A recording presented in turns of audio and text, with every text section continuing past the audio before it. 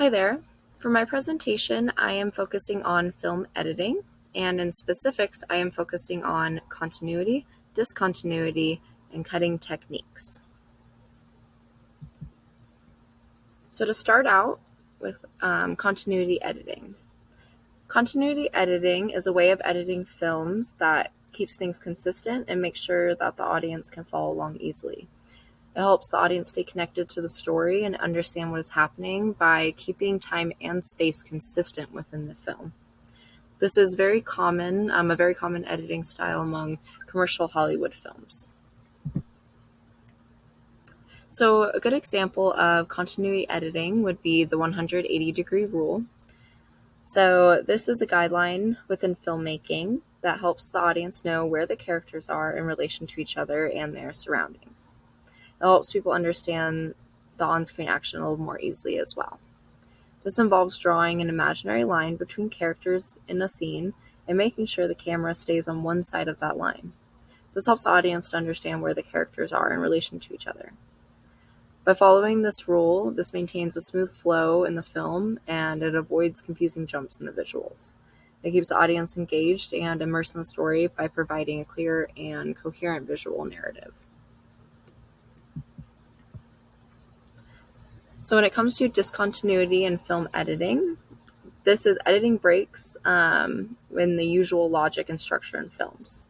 So why would an editor want to do this? Well, it's all about telling a story in a unique and interesting way.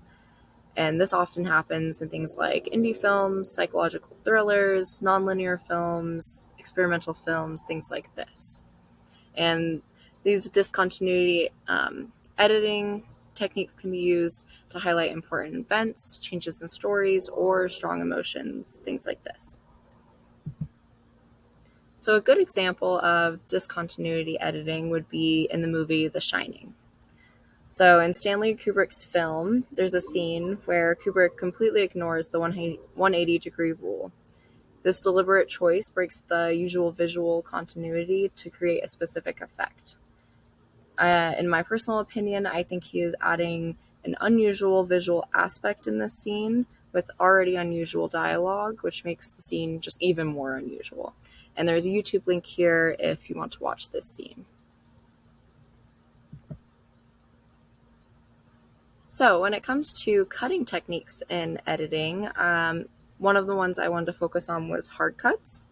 So a hard cut is a basic cut in film editing. It's when a shot is immediately, it's when one shot immediately transitions to the next without any fancy effects in between.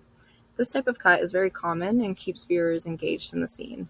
If everything in the scene is staying the same, a hard cut works well because viewers don't need time to adjust to a new shot. And as I said, this is commonly used when everything in the scene is remaining the same.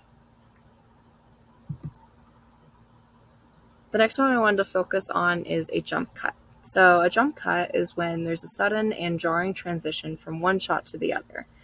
The shots have the same subject and are taken from a similar camera position. In editing, we usually try to avoid jump cuts unless we want to create a specific artistic effect. So for example, a jump cut can be used to show the passage of time quickly. A good example of these jump cuts are if you've seen them in YouTube videos. YouTubers seem to use this a lot in their film editing for their videos as well.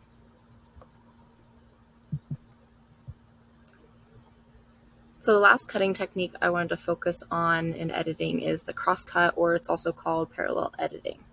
So a cross-cut is when an editor switches back and forth between different scenes that are happening at the same time but in different places. So this type of editing is used to build excitement and suspense before a big event or action movie sometimes. One example of this that I really wanted to show was in the film Mean Girls, since most of us have seen it. But whenever the two characters are talking to each other on the phone, we see both characters on the screen at the same time doing the same thing.